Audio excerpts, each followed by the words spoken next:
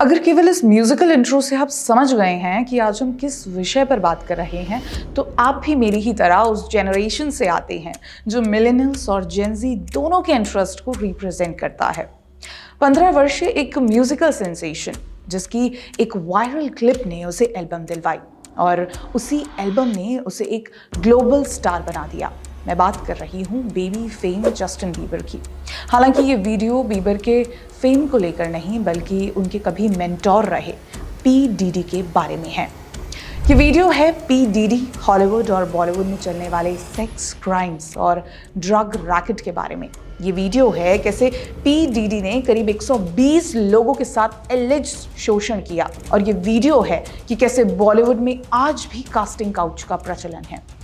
अपनी sweet voice, cute features और innocence के चलते फैन फेवरेट बने जस्टिन बीबर जल्द ही अपने टॉक्सिक बिहेवियर के लिए जाने लगे।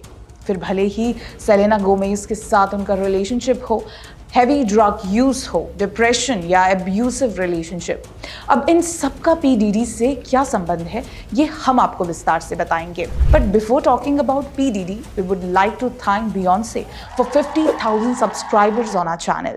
कभी 15 वर्ष जस्टिन बीबर के मेंटोर रहे शॉन कॉम्बस यानी पी डीडी, या जिन्हें पफ डैडी के नाम से भी जाना जाता है, इनका केस ऐसा है कि जितना हम इस पर रिसर्च करते रहें, हम शॉक होते रहे हैं कि एक आदमी ऐसा भी कर सकता है। अमेरिका के बिलियनियर रैपर और बैड बॉय रिकॉर्ड्स के मोगुल शॉन डिगी कॉम्बस को इसी साल 17 सितंबर को सेक्स ट्रैफिकिंग, रैकेटरिंग, कॉन्स्पिरेसी, फ्रॉड और ट्रांसपोर्टेशन फॉर प्रोस्टिट्यूशन के चार्जेस पर इंडिक्ट किया गया था।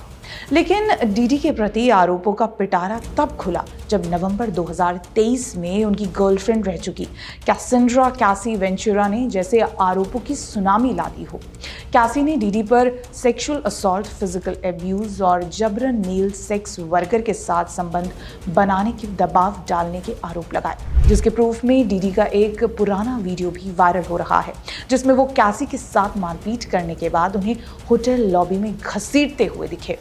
कैसी के बाद 11 महिलाओं ने सामने आकर डीडी पर रेप और असॉल्ट के आरोप लगाए हैं, जिनमें से कुछ सन 1990 के भी हैं। थायला ग्रीव्स, जिन्होंने हाल ही में डीडी पर आरोप लगाया था, उनका कहना है कि डीडी और उनके बॉडीगार्ड्स ने उन्हें ड्रग कर वायलेंटली रेप किया और साथ ही उसे फिल्म भी किया गया ताकि वो टेप दूसरों को बेची जा सके। ये ऐसी बात तो नहीं है कि हमने पहले कभी सुनी ना हो। World is a horrific place जहां सैडली ऐसे क्राइम्स एग्जिस्ट करते हैं, पर डीडी और डीडी पार्टीज एक दूसरे लेवल पर है। याद रखें, हमने ये वीडियो की शुरुआत जस्टिन बीबर का जिक्र करके की थी। वो एक माइनर थे जब डीडी ने उन्हें मेंटोर किया। हॉलीवुड के ऐसे कई स्टार्स और पॉलिटिशियंस हैं जो डीडी पार्टीज का हिस्सा रह चुके हैं। वही डीडी जिन पर अब तक करीब 120 लोगों ने सेक्सुअल असॉल्ट का आरोप लगाया है, जिनमें 60 पुरुष और 60 महिलाएं हैं, और इनमें से अधिकतर असॉल्ट के समय अंडर एज यानी माइनर थे। इनकी पार्टीज को फ्रीक ऑफ भी कहा जाता है, जहां ड्रग्स और सेक्स सभी प्रचलित था। जब डीडी के लॉस एंजल्स और मियामी वाले घरों पर रेड मारी गई तो वहां से नार्कोटिक्स, ड्रग, इन फ्रीक ऑफ्स के वीडियो, बंदूकें और बेबी ऑयल की करीब 1000 बॉटल्स बरामद हुई थी। शीनोज गाने की मानी जाए तो बियॉन्से के फेम को प्रोटेक्ट करने के लिए डीडी पर यह भी आरोप लगे हैं कि उन्होंने राइजिंग स्टार अलिया की हत्या करवाई थी। हालांकि ये विशेष मुद्दा इस कॉन्स्पिरेसी थ्योरी का हिस्सा है। डीडी पार्टीज में फ्रीक ऑफ्स और ड्रग कंजम्पशन में जितने सेलेब्स गिने जाएं उतने कम हैं। Oprah Winfrey, Jennifer Lopez, Maria carry, Beyonce, Paris Hilton, Kim Kardashian और न जाने कितने ही। अक्टूबर में फाइल हुई एक रिपोर्ट के अनुसार 1998 में जब एक 16 वर्षीय लड़के को डीडी पार्टी में इनवाइट किया गया, तब डीडी ने मिलते ही उसे निर्वस्त्र होने को कहा ताकि वो उसे पार्टी के पहले जांच कर सके। साथ ही डीडी की पड़ोसी का कहना था कि कई वर्षों तक इनके घर में पार्टी ही चलती रही। दिन हो या रात, युवा लड़के लड़कियां लगभग ऑलमोस्ट विदाउट क्लॉथ्स उनके घर से बाहर आते थे, without any knowledge of where they are and how they got there. अब इन सब से इतना तो समझ आता है कि जस्टिन बीबर का सॉरी या फिर लोनली गाना किसके लिए था। उनके शब्द, for the money and fame at an early age and everybody saw me sick and it felt like no one gave. They criticized all the things I did as an idiot kid. Hollywood हो या बॉलीवुड, पार्टियां, casting couch और drug का चलन दोनों ही जगह common है। Hashtag me too के दौरान हमने कई ऐसे सेक्सुअल असॉल्ट के केसेस देखे, लेकिन डीडी लेवल का कुछ अब तक सामने नहीं आया है। इसका मतलब ये नहीं कि Bollywood doesn't have some drug included pedophile skeletons in its closet. वर्षों से बॉलीवुड यानी ड्रग ये प्रचलित है। शाहरुख खान की बेगम गौरी खान हो या उनके पुत्र आर्यन खान, ममता कुलकर्णी, जिन्हें ड्रग डील करने के लिए केन्या में अरेस्ट किया गया था, एक्टर फरदीन खान, जिनसे 2001 में कोकेन प्राप्त हुई थी, आफ्ताब शिवदासानी या कांग्रेसी नेता राज बब्बर के पुत्र प्रतीक बब्बर ही क्यों ना हो, जिन्हें केवल 13 वर्ष की उम्र में ड्रग की लत थी। बॉलीवुड के चहीते संजू बाबा को कैसे भूल जाएं। ड्रग में बीती पूरी लाइफ हो या 300 से अधिक महिलाओं के साथ शारीरिक संबंध हो, संजू बाबा ने सब कुछ किया है।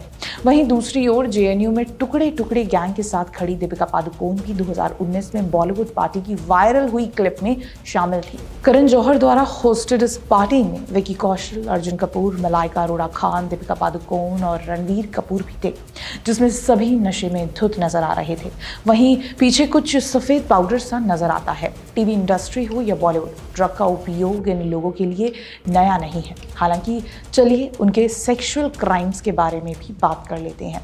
सेक्सुअल क्राइम में पंचोली परिवार कुख्यात है। 2019 में एक अनजान टॉप बॉलीवुड एक्ट्रेस ने आदित्य पंचोली के खिलाफ रेप केस फाइल किया था। रिपोर्ट्स के अनुसार 2004 से 2006 के बीच उन्हें सेक्सुअली और फिजिकली असॉल्ट किया गया था।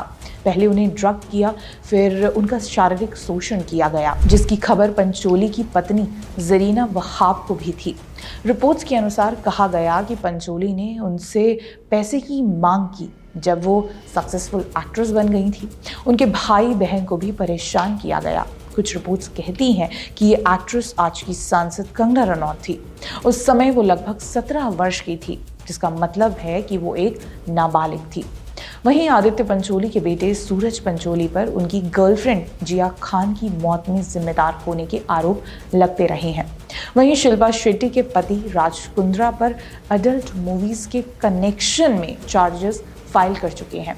कितने केसेस हैं बॉलीवुड के जिन पर सेक्सुअल असॉल्ट और कास्टिंग काउच के आरोप लगते रहे हैं, जिनमें से कुछ हैं नाना पाटेकर, सुभाष घई, साजिद खान, अदिति मित्तल, सुहेल सेठ, चेतन भगत, विकास बहल, उत्सव चक्रवर्ती, करण गिल, गुरसिमरन खंबा, वरुण ग्रोवर। इन सबका नाम भारत में हैशटैग मीटू मूवमेंट के दौरान सामने आए थे। राधिका आप्टे, आयुष्मान खुराना, ऋचा चड्ढा, कल्की कोचलिन, टिस्का चोपड़ा, रणवीर सिंह, सुरवीर चावला, प्राची देसाई, अदिति राव हैदरी जैसे एक्ट्रेस भी कास्टिंग काउच और बॉलीवुड पार्टीज को लेकर खुलकर बात कर चुके हैं कि कैसे अगर आप बॉलीवुड के कुछ एलीट फैमिलीज से नहीं आते तो आपका मूवी में कास्ट होने का रास्ता किसी डायरेक्टर या प्रोड्यूसर के काउच से होकर ही गुजरता था। आज सोशल मीडिया भले ही राखी सावंत को हास्य की नज़रों से देखता हो, लेकिन एक तरह से वो भी बॉलीवुड पार्टियों और उनके चलन की विक्टिम ही मानी जा सकती हैं। 14 से 15 की युवा लड़कियां जैसे आरती अग्रवाल, जिन्होंने 14 साल की उम्र में बॉलीवुड में डेब्यू किया था, वो अपने डेब्यू के बाद सुसाइड अटेम्प्ट क्यों करेंगी? 90s 20s की ऐसी कई टॉप एक्ट्रेस थीं जिन्होंने 14 से 15 की आयु में अपना डेब्यू दिया था। अब उनकी ग्रूमिंग को लेकर अक्सर सवाल उठते रहे हैं। भले ही डीडी के स्तर पर बॉलीवुड में कोई अब तक सामने नहीं आया है, परंतु दोनों इंडस्ट्रीज के चलन लगभग समान है। अंडरवर्ल्ड के कब्जे में रहने वाले बॉलीवुड में और कितने डार्क राज छिपे हैं ये तो वक्त ही बताएगा, लेकिन बदलते वक्त के साथ शायद ये किस्से थोड़े कम हो, इसकी केवल उम्मीद की जा सकती है। अगर आपको ये वीडियो पसंद आया हो तो हमें कमेंट करके ज़रूर बताएं और ऐसे ही यूनिक कॉन्सेप्ट्स के लिए देखते रहिए द पैम्फलेट। धन्यवाद।